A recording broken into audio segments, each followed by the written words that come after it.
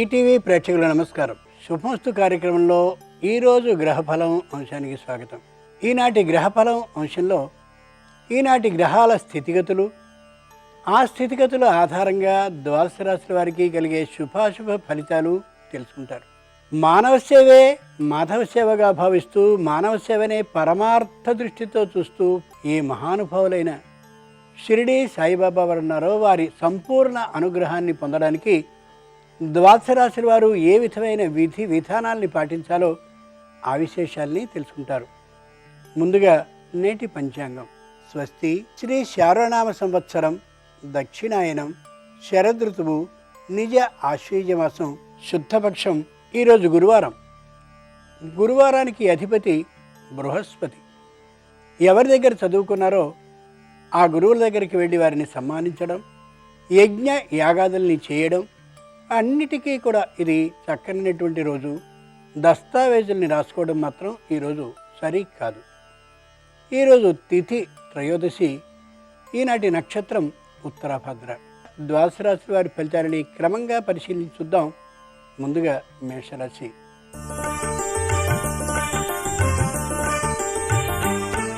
ఈరోజు మేషరాశి వారి ఫలితాలని పరిశీలించి చూస్తే తీవ్రమైనటువంటి పని ఒత్తిడి కుటుంబంలో ఉండే మహిళలకి, అలాగే వృత్తి వ్యాపారాన్ని చేస్తుండే వారికి కలుగుతుంది.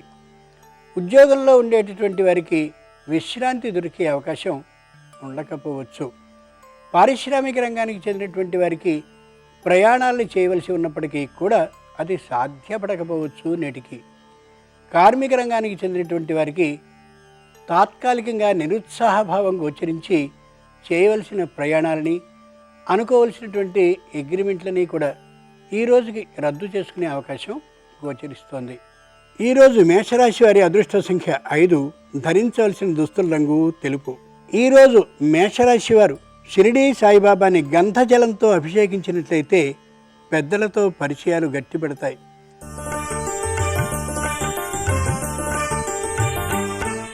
ఈరోజు వృషభ రాశి వారి ఫలితాలని పరిశీలించి చూస్తే అనుకున్న దానికంటే మించినటువంటి పనిని చేయవలసి వస్తుంది. కారణంగా అశక్తతని వ్యక్తపరిచే అవకాశం ఏర్పడుతుంది.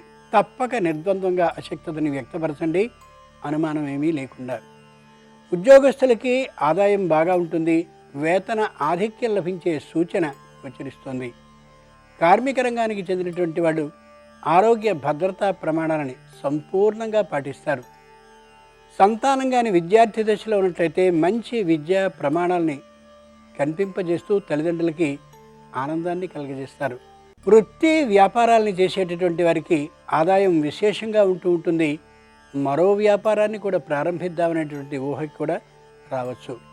పెద్దలు అనుభవజ్ఞులు అయినటువంటి వారిని సంప్రదించి మాత్రమే ఏ పనైనా చేయడం వృషభ రాశి వారికి అత్యవసరం. ఈరోజు వృషభ రాశి వారి అదృష్ట సంఖ్య 9. ధరించవలసిన దుస్తుల రంగు నలుపు.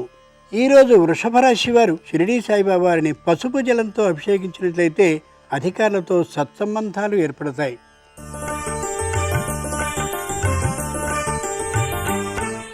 ఈరోజు మిథున రాశి వారి ఫలితాలని పరిశీలించి చూస్తే ఉత్సాహంగా ఉంటారు. ఉద్యోగంలో శ్రమ తగ్గిన కారణంగా ఆనందంగా ఉంటారు.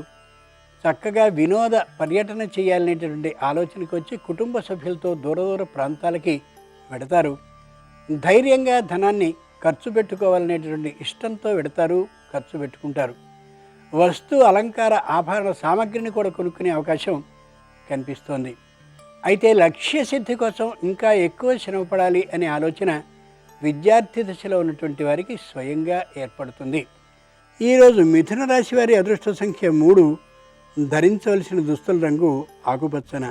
ఈరోజు మిథున రాశి వారు షిరిడి సాయిబాబా వారిని కుంకుమ జలంతో అభిషేకించినట్లయితే రుణబాధ తొలగే అవకాశం ఉంది.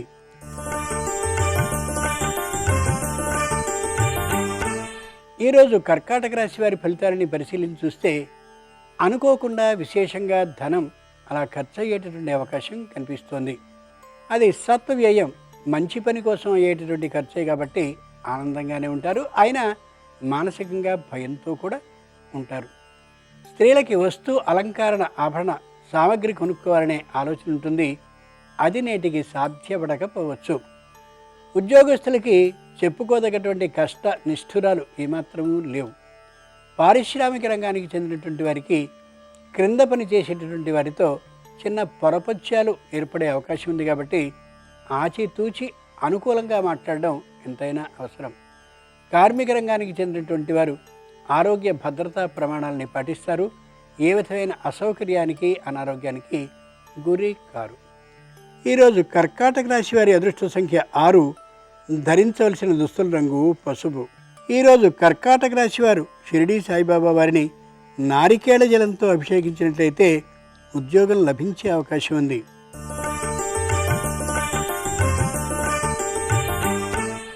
ఈరోజు సింహరాశి వారి ఫలితాలని పరిశీలించి చూస్తే శారీరకమైనటువంటి చర్మ వ్యాధి కానీ ఉన్నట్లయితే ఔషధ సేవని చేయడం తప్పనిసరి. ఇంతకుముందు నుండి చేస్తుండేటువంటి ఔషధ సేవని ఏమాత్రము మహిళలు ఆపకుండా చేసుకోవడం అవసరం. ముఖ్యంగా అజీర్ణానికి సంబంధించినటువంటి అనారోగ్యం కానీ సంతానంలో ఉన్నట్లయితే వెంటనే వైద్యుడిని సంప్రదించడం అత్యవసరం. ఉద్యోగస్తులకి పనిభారం మరింతగా ఉంటుంది. అయినప్పటికీ కూడా ఇష్టంతోనే పూర్తి చేయగలుగుతారు. తోటివారితో సత్సంబంధాలని పాటిస్తూ కనిపిస్తారు. కార్మిక రంగానికి చెందినటువంటి వారికి తాత్కాలికమైన విశ్రాంతి ఆలోచన వస్తుంది. కానీ విశ్రాంతి లభించకపోవచ్చు పై అధికారుల నుండి. పారిశ్రామిక రంగానికి చెందినటువంటి వారికి ఉత్సాహపూరితమైనటువంటి వాతావరణమే కనిపిస్తుంది. ఈరోజు సింహరాశి వారి అదృష్ట సంఖ్య 7. ధరించవలసిన దుస్తుల రంగు పసుపు. ఈరోజు సింహరాశి వారు షిరిడీ సాయిబాబా వారిని ఆవు పాలతో అభిషేకించినట్లయితే గ్రహయోగం ఉంది.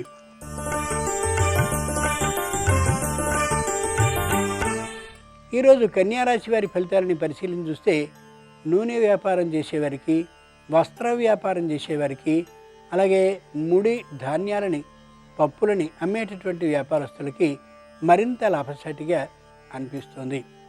వ్యావసాయిక రంగానికి చెందినటువంటి వారికి తీవ్రమైనటువంటి మనోవేదన అనిపిస్తుంది. కానీ క్రమక్రమంగా ఆ ఆలోచన తొలగిపోయి క్షేత్రాన్ని అంటే పొలాన్ని సరైనటువంటి స్థితికి చేసుకునేటటువంటి కారణంగా ఆనందంగానే గడుస్తుంది రోజంతా కూడా. మహిళలకి వస్తు అలంకార ఆభరణ సామగ్రి అమిరినటువంటి కారణంగా ఆనందంగా ఉంటారు. ఉద్యోగస్తులకి పరిభారం ఉండదు సరికదా. పై అధికారులతో దగ్గరితనం ఏర్పడినటువంటి కారణంగా చాలా ఉత్సాహంగాను ధైర్యంగాను ఉండగలుగుతారు. స్థానచలనానికి సంబంధించిన ఆలోచన ఒకప్పుడున్నా ఇప్పుడు ఆ ఆలోచన పూర్తిగా తొలగిపోతుంది. ఈరోజు కన్యారాశి వారి అదృష్ట సంఖ్య 1. ధరించవలసిన దుస్తుల రంగు నీలం. ఈరోజు కన్యారాశి వారు షిరిడీ సాయిబాబా వారిని పుష్ప జలంతో అభిషేకించినట్లయితే వ్యాపారం అభివృద్ధి చెందే అవకాశం ఉంది.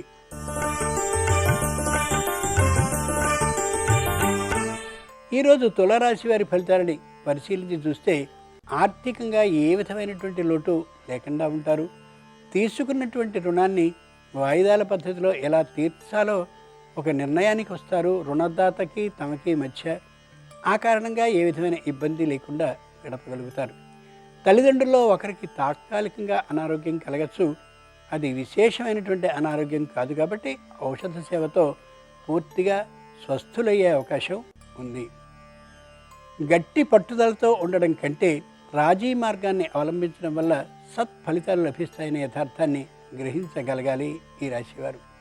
సంతానం కాని విద్యార్థి దశలో ఉన్నట్లయితే వారికి ప్రధానమైనటువంటి విద్య కంటే కూడా సంగీతం మీద, అలాగే ఇంకా ఇతరమైన చిత్రలేఖనం, క్రీడలు మొదలైనటువంటి వాటి మీద దృష్టి మళ్ళీ అవకాశం ఉంది. కాబట్టి తల్లిదండ్రులు కొద్దిగా పట్టించుకుని చూడడం ఎంతైనా అవసరం. ఈరోజు తులారాశి వారి అదృష్ట సంఖ్య 8. ధరించవలసిన దుస్తుల రంగు నలుపు. ఈరోజు తులారాశి వారు ఫలరసంతో షిరిడీ సాయిబాబా వారిని అభిషేకించినట్లయితే వివాహాది శుభకార్యాలు నెరవేరే అవకాశం ఉంది.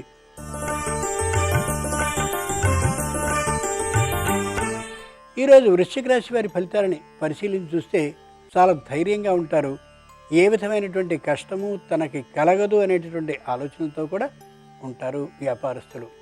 వృత్తి చేసేటటువంటి వారికి చేతి నిండా పని ఉంటుంది. కానీ లక్ష్యం మీద ఏకాగ్రత సిద్ధి ఉండనటువంటి కారణంగా అనుకున్నటువంటి కాలంలో వినియోగదారులకి వస్తువుల్ని అందించలేకపోయి చిన్నగా నిందపడే అవకాశం కనిపిస్తోంది.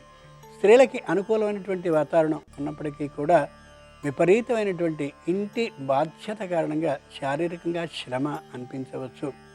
వ్యావసాయిక రంగానికి చెందినటువంటి వారికి చేతి నిండుగా పని ఉండే కారణంగా సకాలంలో భోజనం, సకాలంలో నిద్ర ఉండకపోవచ్చు.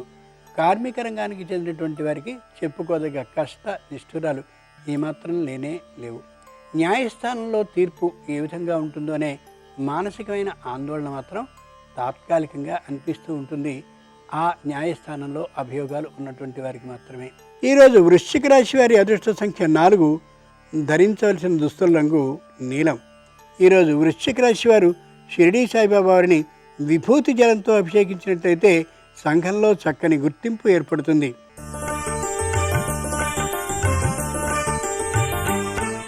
ఈరోజు ధనురాశి వారి ఫలితాలని పరిశీలించి చూస్తే ఉత్సాహపూరితమైనటువంటి వాతావరణంలో ఉంటారు స్త్రీలు. వ్యావసాయిక రంగానికి చెందినటువంటి వారు తీవ్రమైనటువంటి ధన నష్టానికి గురైనటువంటి కారణంగా మానసికంగా అశాంతి భావంతో ఉంటారు. కార్మిక రంగానికి చెందినటువంటి వారికి తాత్కాలికంగా అనారోగ్యం కలిగే అవకాశం ఉంది. తాత్కాలికమైన ఔషధ సేవతో పూర్తిగా స్వస్థులు కాగలరనే ధైర్యంతో ఉండొచ్చు. ఉద్యోగస్తులకి పనిభారం మరింతగా ఉంటుంది. సకాల నిద్ర, సకాల భోజనం కూడా లేకుండా ఉండొచ్చు. ఆ కారణంగా కుటుంబ సభ్యుల్లో మానసికమైనటువంటి వేదన అనిపించవచ్చు కూడా. దూరభార ప్రయాణాలని చేయవలసిన అవసరాలు పూర్తిగా తప్పిపోతాయి, వ్యాపారపరంగా కానీ ఉద్యోగపరంగా కానీ. ఆ కారణంగా ఇంటి పుట్టునే ఉంటారు. కొంత ఆనందం కలిగే అవకాశం ఉంది. ఈరోజు ధనురాశి వారి అదృష్ట సంఖ్య 7, ధరించవలసిన దుస్తుల రంగు ఆకుపచ్చన. ఈరోజు ధనురాశి వారు షిరిడీ సాయిబాబా వారిని పరిమళ జలంతో అభిషేకించినట్లయితే స్వర్ణ ఆభరణాలని కొనుక్కోగలిగిన అవకాశం వస్తుంది.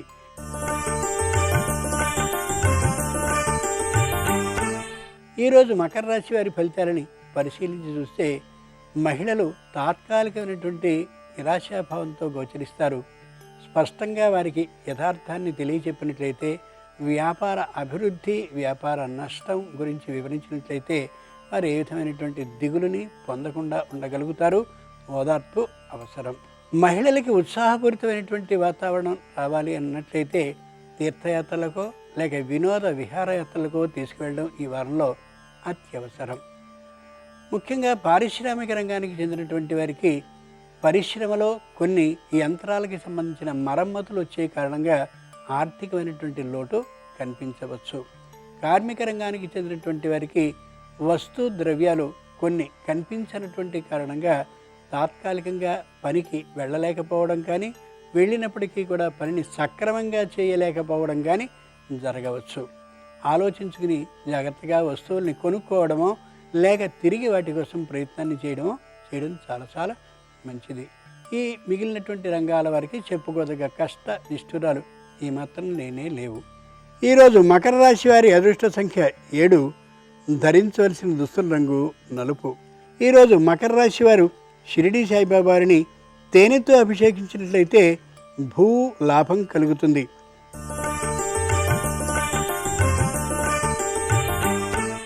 ఈరోజు కుంభరాశి వారి ఫలితాలని పరిశీలించి చూస్తే కుటుంబ సభ్యులకు కానీ, అధికారులకు కానీ, తోటి ఉద్యోగులకు కానీ తెలియకుండా స్వతంత్ర నిర్ణయాన్ని తీసుకుంటారు. ఆ కారణంగా అధికారులతో వైరం ఏర్పడే అవకాశం కనిపిస్తుంది. మౌనాన్ని వహించడం మంచిది తప్ప వాగ్ వివాదానికి వెళ్ళడం ఉద్యోగస్తులు ఏమాత్రం సరికాదనే యథార్థాన్ని మరోమారు గ్రహించుకోవాలి. వ్యాపారం చేసేటటువంటి వారి తాత్కాలికమైనటువంటి లాభం ఉంటుంది తప్ప శాశ్వత లాభాలు వచ్చేటటువంటి ప్రణాళికలు ఏమాత్రము ఉండవు.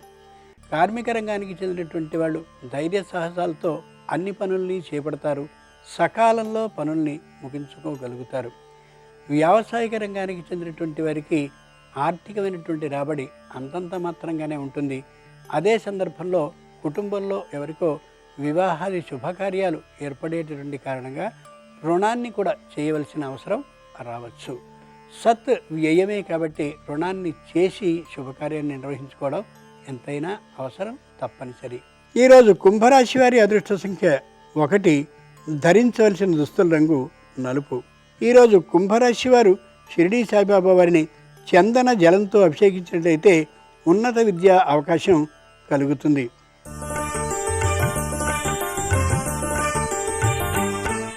ఈరోజు మీనరాశి వారి ఫలితాలని పరిశీలించి చూస్తే కుటుంబంలో ఒకరికి సంబంధించిన చదువు గురించి మానసికమైనటువంటి వేదనని అనుభవిస్తూ ఉండొచ్చు తల్లిదండ్రులు. సరైనటువంటి సమస్యకి పరిష్కారాన్ని కానీ ఏర్పాటు చేసుకోగలిగితే ఆనందంగా ఉంటుంది కుటుంబం అంతా కూడా. పిత్రార్జితమైనటువంటి ఆస్తుల్ని గురించిన చర్చోపచర్చలు అన్నదమ్ముల మధ్య, అప్పచెల్లెళ్ళ మధ్య, అలాగే తల్లిదండ్రుల మధ్య, అత్తమామల మధ్య జరిగే అవకాశం ఉంది. ధర్మబద్ధంగా మీ నిర్ణయాన్ని తెలియచేయడం ఎంతైనా మంచిది. ఉద్యోగస్తులకి పనిభారం బాగా ఉన్నప్పటికీ కూడా తోటి ఉద్యోగులు అలాగే మిత్రులు కూడా సహకరిస్తున్నటువంటి కారణంగా పని చాలా తేలికగా ముగించుకోగలుగుతారు. స్థానచలనానికి సంబంధించినటువంటి ఆలోచన, అలాగే పిత్రార్జితమైనటువంటి ఏదో ద్రవ్యాన్ని అమ్మాలి అనే ఆలోచన, వచ్చినటువంటి సొమ్ముతో ఏదో పెద్దదైనటువంటి సొంత సంస్థని నిర్మించాలనే చిన్న స్థాపించాలనే ఆలోచన రావడం ఏర్పడుతుంది. అయితే అది ఏమాత్రము ఈనాటికి ఫలించదు. అనుభవజ్ఞులు పెద్దలైనటువంటి వారిని మాత్రం సంప్రదించే ఈ పనికి నిర్ణయాన్ని తీసుకోవాలనే యథార్థాన్ని గుర్తుంచుకోగలగాలి. వ్యాపారస్తులకి ఈరోజు అంత అనుకూలంగా లేదు. అయినప్పటికీ కూడా వ్యాపారాన్ని ప్రారంభించాలని, వ్యాపారాన్ని అభివృద్ధి చేయాలని గట్టి నిర్ణయాన్ని తీసుకుంటారు. అయితే అది ఈ రోజుకి సాధ్యపడకపోవచ్చు. ఈరోజు మీనరాశి వారి అదృష్ట సంఖ్య 6, ధరించవలసిన దుస్తుల రంగు తెలుపు. ఈరోజు మీనరాశి వారు షిరిడీ సాయిబాబా వారిని చెరకు రసంతో అభిషేకించినట్లయితే ఆరోగ్యం కుదుటపడుతుంది.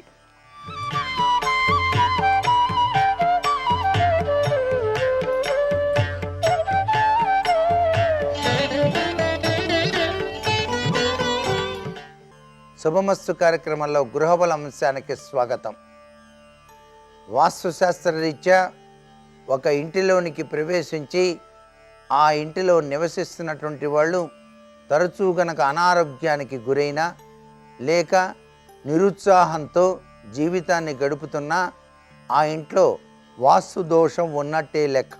ఉదయం లేచిన దగ్గర నుంచి ఒళ్ళు నొప్పులు, కాళ్ళు లాగటం, ఏదో విధమైన అశాంతి, ఇవన్నీ కూడా ఉన్నట్లయితే ఆ ఇంటిలో తెలియనటువంటి వాస్తు దోషం ఏదో మిమ్మల్ని వేధిస్తోంది అన్నమాట.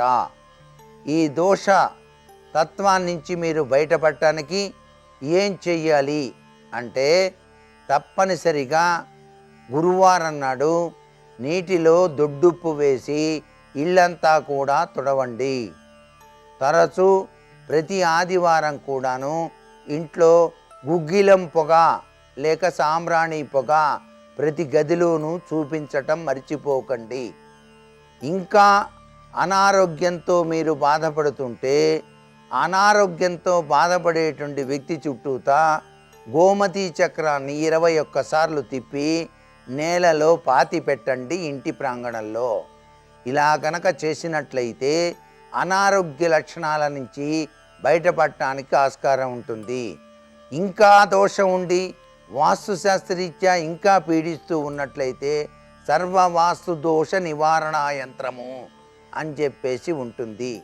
ఆ యంత్రాన్ని మీరు మీ పూజా మందిరంలో ఉంచి నిత్యం కూడా దీపారాధన చేసే సమయంలో ఒక ఎర్రటి పువ్వు ఉంచండి. ఈ విధంగా కనుక చేసినట్లయితే హాయిగా ఆ ఇంట్లో జీవించటానికి ఆస్కారం ఉంటుంది. నైరుతిలో బరువు లేకుండా ఉండి ఆ పైన నీటి గుంటలు, కాలువలు ఉంటే ఆ ఇంటిలోని యజమానికి పుత్ర సంతానంలో తేడాలు కలుగుతాయి. అంటే వంశము అనేటువంటిది కొద్దిగా ఇబ్బందిగా ఉంటుంది. కాబట్టి నైరుతి మూల గుంట అనేటువంటిది ఉండరాదు. బాత్రూంలు కట్టుకోండి కావాలంటే, గుంట మాత్రం దాని కింద పెట్టవద్దు. ఇది వాస్తుశాస్త్రంలో చాలా ముఖ్యమైనటువంటి విషయం. మరి గుంట ఎక్కడ పెట్టాలండి? ఆ నీరి పారుదలంతా ఇటువైపు పోవాలండి అన్నప్పుడు వాయువ్యంలో గోడకు ఆనుకోకుండా గుంట తీయచ్చు. అలాగే ఉత్తర దిశ కంటే దక్షిణ దిశ పల్లంగా ఉంటే గృహం బయట మాత్రమే కాదు, గదులను ఉత్తరాది దిశ కన్నా పల్లంగా ఉంటే ధన నష్టం కలుగుతుంది అనే విషయం గుర్తుపెట్టుకోండి. ఎప్పుడూ కూడా ఇల్లు చూసినప్పుడు అండి దక్షిణం వైపు ఎత్తులో ఉండాలి కొద్దిగా. ఒక ఇంచన్న ఎత్తుగా ఉండకపోతే ఇంట్లో ధనం అనేటువంటిది నిలవదు. మా తమ్ముడు ఇల్లు కట్టుకున్నాడండి తూర్పు వైపున, నాకన్నా ఎత్తులో కట్టుకున్నాడు. ఆయన కట్టుకున్న దగ్గర నుంచి నా పరిస్థితి చాలా అధ్వానంగా ఉంది, ఏం చేయాలండి అని చెప్పేసి భావిస్తారు చాలామంది. ఎప్పుడూ కూడాను పడమర దిశ కన్నా తూర్పు దిశలో ఇల్లు కట్టుకునేవాళ్ళు పడమర దిశ ఇంటి కన్నా తూర్పు దిశ ఎత్తు ఉన్నట్లయితే పడమర దిశలో నివసించేటువంటి వారికి హాని కలుగుతుంది. ఆ హాని నుంచి రక్షింపజేసుకోవటానికి వీళ్ళు ఏం చేయాలి? చుట్టూతా కాంపౌండ్ వాళ్ళు ఎత్తులో కట్టుకోవాలి. ఆ ఇంటి ప్రభావం ఈ ఇంటి మీద పనిచేయదు.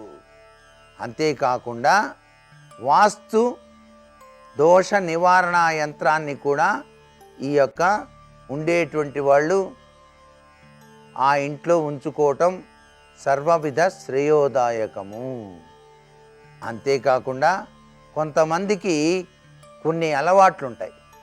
ప్రాచీన కాలం నుంచి మా వాళ్ళంతా కూడాను వీర్లని కొలుస్తున్నాం, ఆ వేర్ల గది అని చెప్పేసి మేము ప్రత్యేకంగా ఏర్పాటు చేసుకున్నాం.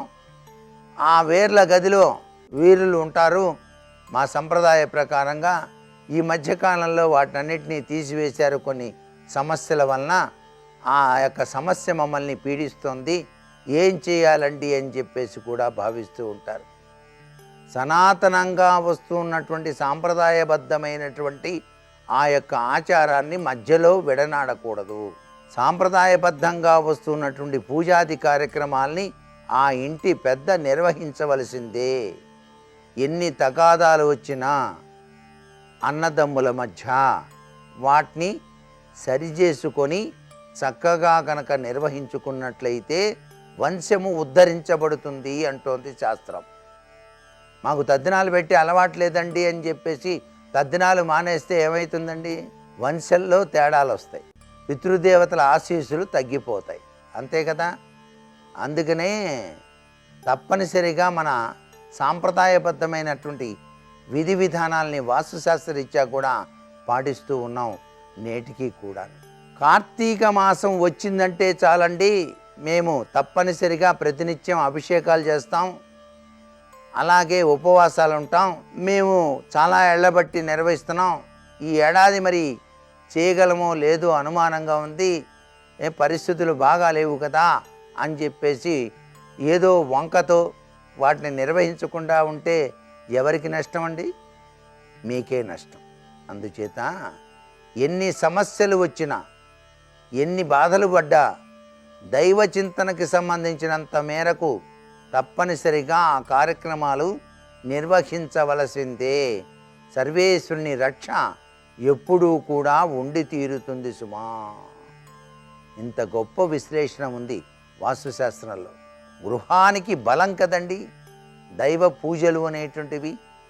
దైవం తప్పనిసరిగా కంటికి రెప్పలా కాపాడి రక్షిస్తారు ఆ ఇంటిని, ఆ ప్రాంగణాన్ని, ఆ ఇంట్లో ఉండే వ్యక్తులందరినీ కూడా. అందుచేత తొందరపడి నిర్ణయాలు గైకొనరాదు ఎవరు కూడా. కట్టిన ఇల్లు కొన్నట్లయితే ఇల్లు ముందు మరమ్మతులు చేయించండి, ఇది మాత్రం గుర్తుపెట్టుకోండి. సున్నం కొట్టించాలి తప్పనిసరిగా. అసలు అద్దెకిచ్చేటప్పుడే, కొత్త వాళ్ళకి అద్దెకిచ్చేటప్పుడు కూడా ఇంటికి రంగులు వేయించి ఇవ్వటం ఉత్తమోత్తమం. పూర్వం అయితే సున్నం కొట్టించి ఇచ్చేవాళ్ళు. ఇప్పుడంటే కలర్స్, రకరకాల కలర్స్ వచ్చినాయి. కలర్స్ చాలా భారీ కాస్ట్ అవుతుంది కదా అని చెప్పేసి ఊరికే ఊడిపిచ్చి ఇస్తున్నారనుకోండి, అది వేరే విషయం. ఇల్లు మరమ్మతులు చేయించుకొని గృహప్రవేశం చేయటం వలన సర్వవిధ శ్రేయోదాయకవంతమైన లాభం కలిగి తీరుతుంది అని చెప్పేసి గుర్తుపెట్టుకోవాలి. మరికొన్ని ముఖ్య విషయాలు రేపటి శుభమస్తు కార్యక్రమంలోని గృహబలంశంలో తెలుసుకుందామా? మరి సర్వే జనాః సుఖినో భవంతు.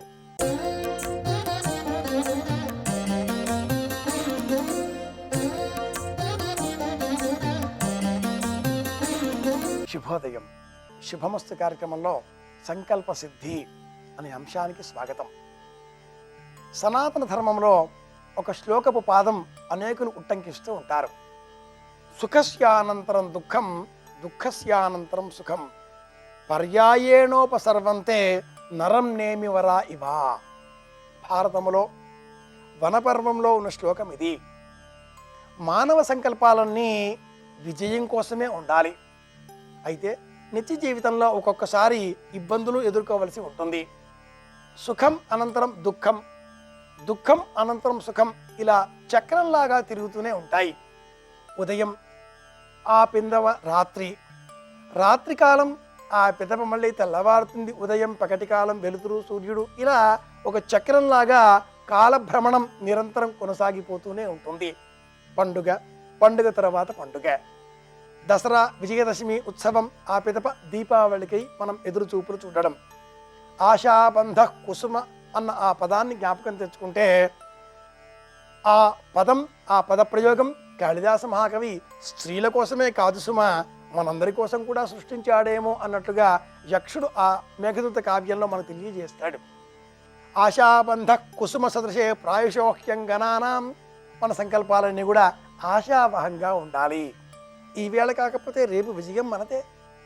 వృత్తి, ఉద్యోగ, వ్యాపార రంగాలలో ఒకరోజు ఒడిదుడుకులు మనం ఎదుర్కోవలసి ఉండవచ్చుగాక, కానీ మరునాడు ఆ ఒడిదుడుకులలో నుంచి మళ్ళీ మనం రెట్టించిన ఉత్సాహంతో మళ్ళీ శక్తిని పుంజుకొని ప్రయత్నం చేస్తాం, విజయం సాధిస్తాం. ఎప్పటికీ అమావాస్య ఉండదు, ఎప్పటికీ పౌర్ణిమ ఆనందాలే ఉండవు, రెండూ కలిసి ఉంటాయి. అదే జీవితం, అదే సంకల్పం. ఉదయం ఉన్నటువంటి ఆ వేగం మధ్యాహ్నం ఉండకపోవచ్చు, మధ్యాహ్నం ఉన్న ఆ చురుకుతనం సాయంత్రానికి ఉండకపోవచ్చు. ఇలాంటి తరుణంలో మనం ఏం చెయ్యాలి అంటే, ప్రత్యేకంగా గురువారం నాడు పసుపు రంగులో ఉండేటటువంటి దారాన్ని కుడి చేతికి కట్టుకొని శ్రీ గురుభ్యో నమః, శ్రీ గురవే నమః అంటూ మనం సంకల్పం చెయ్యాలి. శివసహస్రనామావళి శ్రీ గురవే నమః అంటూ ప్రారంభం అవుతుంది. దేవతారాధన కంటే కూడా పూర్వం ఏ సంకల్పం చేసినా, లేక ఏ ఆచమనం చేసినా, ఏ కర్మ ఆరంభం చేసినా శ్రీ గురుభ్యో నమః అంటూ తొలుతొలుతగా గురువునే స్మరించుకుంటాం. గురువు అన్నిటికంటే కూడా శ్రేష్టం. ఆ గురువు మన మనస్సు, మన బుద్ధి మనకు ఒక విషయాన్ని బోధిస్తూ ఉంటుంది. వినాలా, వినవద్దా, తినాలా, తినవద్దా, ఈ ఇన్వెస్ట్మెంట్ చేద్దామా వద్దా, ఈ పని ప్రారంభిద్దామా వద్దా, వీధులలో ప్రయాణించే సమయంలో కూడా ఇటువైపు వెళదామా అటువైపు వెళదామా, ఇలా అనేక ఆలోచనలు చేసేటటువంటి బుద్ధి మనకు సక్రమంగానే సూచిస్తుంది. వక్రంగా ఎప్పుడూ బుద్ధి ఆలోచించదు. అలా ఆలోచిస్తున్నది అంటే మట్టుకు మన సంకల్పంలో ఏదో లోపం ఉన్నది. మన సంకల్పంలో ఇతరులకు కీడు కలగాలి అన్న ఆలోచన ఎక్కడైనా మన మనస్సులో బీజంగా ఆరంభం అయితే మట్టుకు ఈ బుద్ధి దుష్టమైన మార్గాల వైపు మరలుతుంది. అలా ఉండకుండా ఉండే నేపథ్యంలో, అలా ఉండకుండా ఉండాలి అనే ఆలోచన మనకు కలగాలంటే దైవానుగ్రహం కావాలి. ఆ దైవాన్ని గురువుగా భావన చెయ్యాలి. పసుపు రంగు దారం, పచ్చని వస్త్రాల ధారణ, గంధపు బొట్టు పెట్టుకోవడం, పసుపు రంగులో ఉండే తీపి పదార్థాలను అందరికీ ఇవ్వడం, ఆకుపచ్చ రంగులో ఉండే మొక్కలను తరచుగా సందర్శించడం, పసుపు పచ్చని పువ్వులతో దేవతారాధన చెయ్యడం, ఇవి మనకు ఏ విధమైన ఆటంకాలు లేకుండా సత్సంకల్పం కలిగే విధంగా దారి చూపించేటటువంటి కొన్ని చక్కటి మార్గాలు అవుతున్నాయి. ఇలాంటి పరిహారాల పాటింపులో వాహనాలకు సంబంధించి అత్యధికమైనటువంటి వేగాన్ని మనం వీధులలో గమనిస్తున్నాం. వాయువేగ మనోవేగాలతో వాహనాలు ప్రయాణించే నేపథ్యంలో ఒక వరదగా అందరూ వెళుతుండేటటువంటి సమయంలో 10 గంటల నుంచి 11 గంటల వరకు ఉదయం వేళన మనస్సు భయం కంపితమవుతుంది, భయభ్రాంతం అవుతుంది. వెళ్ళాలా, వెళుతూ ఉంటాం. అలా కాకుండా ప్రశాంతంగా ఉండాలి అంటే ప్రతి గురువారం నాడు మీ వాహనానికి గంధపు బొట్టు పెట్టండి. వాహనంలో కూడా ప్రాణం ఉంటుంది. ఆ ప్రాణానికి రేవంతుడు అనే యక్షుడు రక్షకుడుగా ఉంటాడని మంత్రశాస్త్రం చెబుతుంది. నిర్జీవంగా ఉండేటటువంటి ఆ యంత్రంలో, వాహనంలో ప్రాణమేమిటి అని అనకూడదు. ఆ ప్రాణం ఉన్నది కాబట్టే మన ఫ్రిక్షన్ అంటే ఏ విధంగానైతే బైక్ మనం కిక్ కొట్టగానే ఒకనొక రాపిడి ఘర్షణతో యంత్రం శబ్దంతో ప్రారంభమై చలన వేగం పుంజుకుంటుందో, శక్తి ఏర్పడుతుందో, ఆ శక్తినే మనం దైవం అంటున్నాం. యంత్ర రూపంలో ఉండే శక్తి మనకు ఏ విధమైన అపకారం కలిగించకుండా ఉండాలి.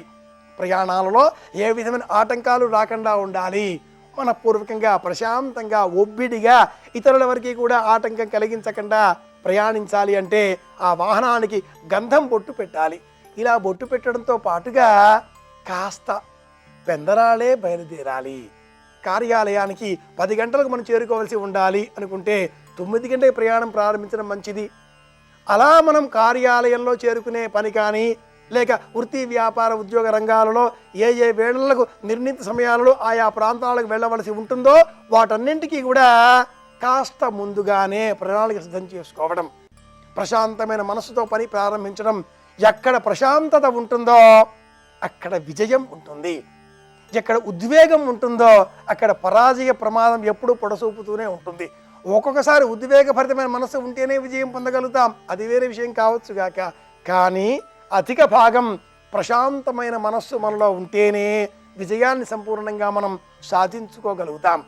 గంధపు బొట్టు ఆ వాహనానికి ఎలా పెడుతున్నామో అలాగే మనం కూడా నుదుటన గంధపు బొట్టును ధరించాలి. గంధపు బొట్టు గురువు అనుగ్రహానికి ప్రతీక, పసుపు రంగు ప్రశాంతతకు ప్రతీక, పసుపు రంగు ఆకర్షణకు ప్రతీక. కనుకనే పసుపు రంగు మంత్రశాస్త్రం బగళ అన్న పేరుతో చెబుతుంది. వాహనానికి గంధపు బొట్టు పెట్టి ఆ పిదప కుంకుమ బొట్టు రాచి 2 చేతులు జోడించి నమస్కరించి ఎవరేమనుకుంటే మనకేం, ఈ వాహనం మనది, మన భద్రత చేకూర్చేటటువంటి వాహనం ఇదే, మన రక్షణకు ఇదే ఆధారం అవుతున్నది. వాహనం సక్రమంగా ఉంటేనే విజయవంతంగా మన ప్రయాణాన్ని పరిపూర్ణంగా పూర్తి చేసుకోగలుగుతాం. వాహనం అననుకూలత చూపిస్తే మన మనసులో కొత్త ఉద్వేగం మొదలవుతుంది, వేగం ప్రారంభమవుతుంది. ఆ వేగంతో కొత్త ప్రమాదాలు కొని తెచ్చిపెట్టిన అవకాశాలు పెరుగుతాయి. అలా కాకుండా ఉండాలి అంటే వాహనాన్ని సవ్యంగా ఉంచుకోవాలి, మనసును సవ్యంగా ఉంచుకోవాలి, గురువు అనుగ్రహం పొందాలి. పసుపును ఎంతగా వినియోగిస్తే అంత క్షేమం కలుగుతుంది.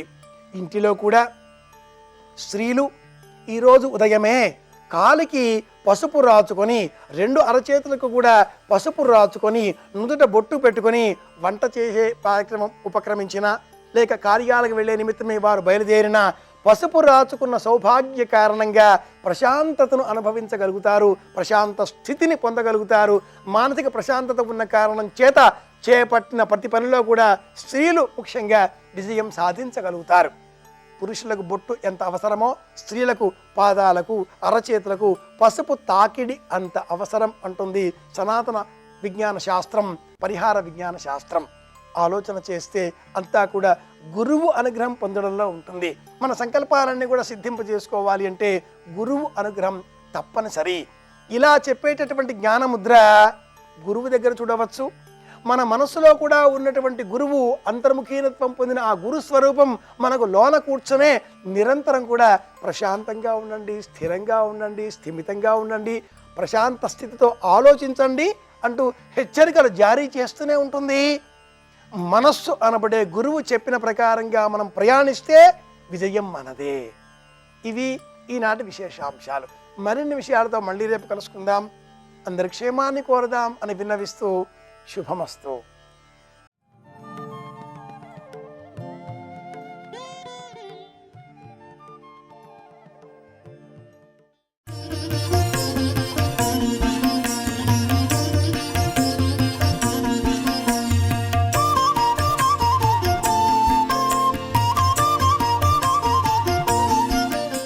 మనకి వాద్య పరికరములు ఉంటాయి సంగీతంలో.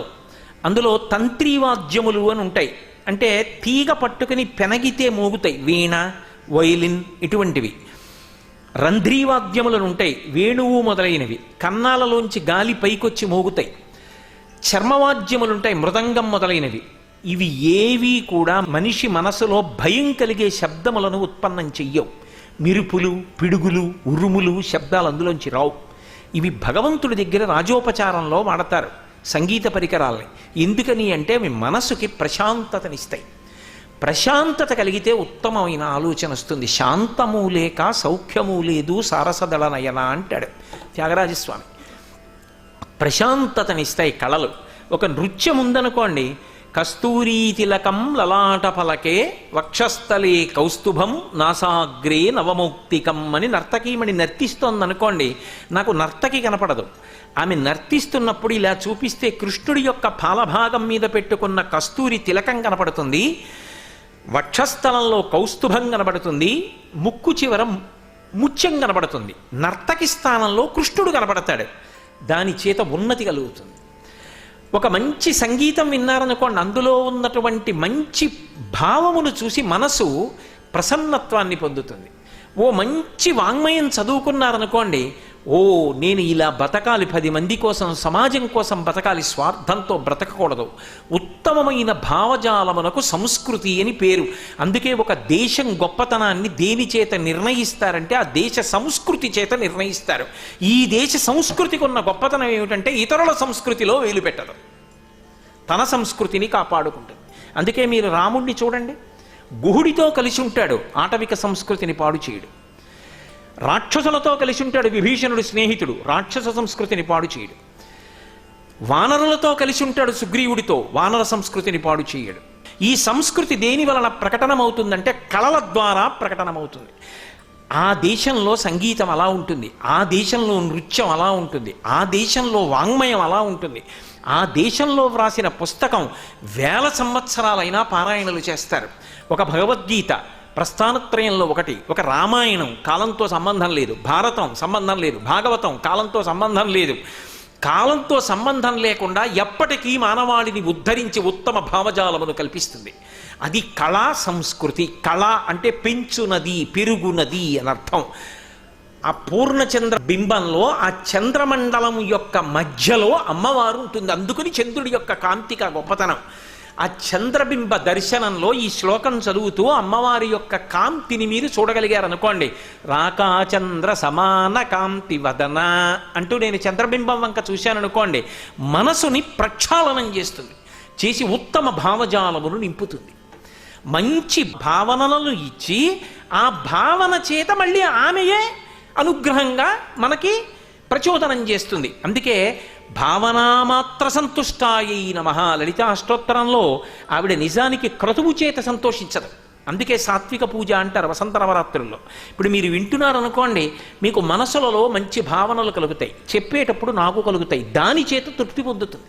వసంత నవరాత్రులు ఓ కుంకుమార్చన, ఓ నామావళి, ఓ పారాయణ, ఓ శ్లోకం, ఓ సంగీతం, ఓ నృత్యం, వాటికి ప్రీతి చెందుతుంది. కాబట్టి ఇప్పుడు ఆ తల్లి రాకాచంద్ర సమాన కాంతి వదన, ఒకటి మన మనసుని ఆమెయే లాక్కుంటుంది, మనం కష్టపడి మనసు పెట్టక్కర్లేదు. 2 మంచి సంస్కృతిని, ఉత్తమమైన భావజాలమును ఇస్తుంది. ఎందుకనో తెలుసా? కదలికలు ఏవైనా శక్తి, కదలికలన్నీ ఆగిపోతే శివుడు. ఇది బాగా గుర్తుపెట్టుకోండి. ఒక గంభీరమైన మాట చెప్పాను నేను. ఒక చెరువు ఉందనుకోండి, అలా లేదు, అద్దం పెట్టేసినట్టు ఉండిపోయింది, అది శివుడు. పక్కనున్న చెట్టు మించి ఓ ఎండుటాకు పడింది. ఎండుటాకంటే ఎంత బరువు ఉంటుంది? అయినా ఎండుటాకు పడితే చిన్న తరంగం వస్తుంది. ఆ చిన్న తరంగం వచ్చిందనుకోండి, అమ్మవారు వచ్చింది. కదలిక, కదలికలన్నీ అమ్మవారు, కదలికలు లేనితనం అయ్యవారు. కదలికలన్నీ ఉండాలి, ధర్మం. అందుకే ధర్మిణి, ధర్మవర్ధిని, కదలికలన్నీ ధర్మబద్ధము కావాలి. అది చివరికి ఏమవుతుంది? ధర్మము సత్యమునకు తీసుకెడుతుంది. సత్యమేమవుతుంది? కదలికలు ఉండవు. చలనచిత్రములన్నీ కదలని తెర మీద కనబడతాయి. చలనచిత్రం అయిపోయిన తర్వాత తెర తెల్లగా అలాగే ఉంటుంది, దానికి ఏ సంబంధం లేదు, ఏం కనపడ్డాయి, తాను కదలిక లేకుండా ఉంటుంది.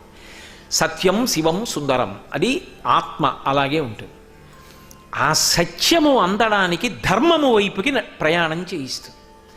అలా చేయించగలిగిన తల్లి ఎవరున్నదో, ఆ కదలికలను ఇవ్వగలిగిన తల్లి ఎవరున్నదో ఆమె చల్లని తల్లిగా అనుగ్రహిస్తుంది. మనకి ఈ దేశంలో ఒక సంప్రదాయం ఉంది, ఏదైనా చల్లని తనం చేతనే ఆశీపురస్సరంగా మాట్లాడతారు. నీ కడుపు చల్లగా ఉండాలి, మీ అమ్మ కడుపు చల్లగా ఉండాలి, నీ మనసు చల్లగా ఉండాలి, నీ బిడ్డలు చల్లగా ఉండాలి, నీ కళ్ళు చల్లని కళ్ళు, నీ చూపులు చల్లని చూపులు. అంటే ఏమిటి? చల్లబడిపోయిందంటే ఏదో అమంగళకరమని కాదు. అక్కడ చల్లని చూపు, కడుపు చల్లగా ఉండడం అంటే మంగళప్రదత్వం, నువ్వు శుభములను ఇచ్చేటటువంటి దానివి అని చెప్పడానికి చల్లని తల్లివి అంటారు. భవాని ఉందనుకోండి, భవుని భార్య, ఆమె బ్రతికిస్తుంది. ఎలా? నీటి రూపంలో ఉంటుంది, అందుకే నీరు చల్లగా ఉంటుంది. భవాని చల్లగా ఉంటుంది. అందుకే చల్లతనం ఎక్కడుందో అక్కడ అమ్మవారు ఉంది, బ్రతికించే లక్షణం ఉంది. అమ్మా, ఆ చంద్రుని యొక్క కిరణములలోని చల్లతనంలో ఎవరున్నారో తెలుసా? నువ్వున్నావు. నువ్వుండి మా మనసులను చల్లపరుస్తున్నావు, ఉద్వేగములను అణచేస్తున్నావు. మేము అశాంతి పొందకుండా మా అవసరములను తీర్చగలిగినటువంటి ప్రసన్నమూర్తివి. ఇది చెప్పడానికి రాకాచంద్ర సమాన కాంతి వదన అంతేనా? కాదు, అందులో ఒక పెద్ద అంతరార్థం ఉంది. చంద్రుని యొక్క కిరణములలోంచి అమృతస్రావం అవుతుంది. అందుకే సుధాకర అని ఒక పేరు. సుధా అంటే అమృతం. సుధాలేపస్యూతి పరిణమతి రాకాహిమకర అని శంకరులు. సుధాలేపస్యూతి అంటే అమృతము జాలువారుతూ ఉంటుంది ఆయనలోంచి. ధవళేశ్వరంలో రాజమండ్రి దగ్గర ఒక మూర్తి ఉంటాడు. 2 చేతులతో అమృతాన్ని పట్టుకుని పైన చంద్రుల్లోంచి అమృతం కారుతుంటే ఇలా 2 చేతులతో పట్టుకుని మీద పోసుకుంటూ ఉంటాడు. మళ్ళీ మీద నుంచి కారుతున్న అమృతాన్ని మళ్ళీ పట్టుకుని మళ్ళీ పోసుకుంటుంటాడు. 4 చేతుల్లో 4 కలశాలు పట్టుకు కూర్చుంటాడు. ధవళ విషం ఇందోర్ మండలే సన్నివిష్టం భుజగవలయహారం భస్మదిగ్ధాంగమీశం మృగయ పరశుపాణిం చారు చంద్రార్ధమౌడిం హృదయ కమల మధ్యే సంతతం చింతయామి అని ఆయనలోంచి అమృతం వస్తూ ఉంటుంది. అందుకే రుద్రాధ్యాయం చెప్పేటప్పుడు కూడా ప్రార్థనా శ్లోకం చెప్తారు. ఆ పాతాళ నభస్థలంత భవన బ్రహ్మాండమా విస్ఫుర జ్యోతిస్ఫాటికలింగమౌళి విలసత్పూర్ణిందువంతామృతై హస్తోకప్లుతమేకమీశమనిశం రుద్రానువాకాంజపం ధ్యాయేత్తి ఈప్సిత సిద్ధయే ధ్రువపదం విప్రోభిషించేచ్చివం బ్రహ్మాండ వ్యాప్త దేహాభసిత హిమరుచాభాసమానాభుజంగై కంఠే కాళాః కపర్దాః కలిత శశికళశ్చండకోదండహస్తాః త్రక్షా రుద్రాక్షమాలా సులలిత వపుష సంభవా మూర్తిభేదా రుద్రాశ్రీ రుద్రసూక్త ప్రకటిత విభవాన ప్రయచ్చస్తు సౌఖ్యం అంటారు. అమ్మవారి గురించి చెప్పడం మొదలుపెట్టినప్పుడు మీరు తిన్నగా అమ్మవారి గురించి మొదలుపెట్టారనుకోండి, ఆవిడ ఇలా ముఖం తిప్పుకుంటుంది. ఆవిడికి ఇష్టం ఉండదు. ఆవిడ మహాపతివ్రత. ఆవిడ గురించి చెప్పడానికి ముందు శివుడి గురించి మాట్లాడితే ఆవిడ ప్రసన్నురాలు అవుతుంది. తన భర్త గురించి చెప్పాలి ముందు. అందుకే సరస్వతీదేవి ఎప్పుడూ ఆవిడ దగ్గర కూర్చుని ఆవిడ గురించి పాడదు. విపంచాగాయంతి వివిధమపదానం పశుపతే, శివుడి గురించి పాడుతుంది. ఆవిడ సంతోషిస్తుంది. ఓ అంటుంది. ఆవిడ గురించి మాట్లాడింది అనుకోండి, తల ఇలా తిప్పుకుంటుంది. ఏంటి నా గురించి మాట్లాడుతుంది ఏమిటి అని. కాబట్టి అది ఆవిడ అనుగ్రహం. ఆవిడ తనకేది కావాలో అది అలా చేయించుకుంటుంది. కదలికలు తీసుకొస్తుంది, ప్రచోదనం చేస్తుంది. ఆ అమృతము స్రవిస్తుంది. అమృతం అన్న మాటకు అర్థం ఏమిటి? ఇక పుట్టవలసిన అవసరం లేనితనం కాదు. అందుకే కదా లోకంలో ఒక మాట అంటుంటారు, ఇక పునర్జన్మ ఉండకూడదు, నేను అమృతత్వాన్ని పొందాలి అంటారు. అమృతత్వం అంటే ఇక మృత్యువు లేని స్థితిని పొందాలి. అంటే ఇప్పుడు ఆవిడ ఏమివ్వగలదు అంటే మృత్యువు లేని స్థితిని ఇవ్వగలదు.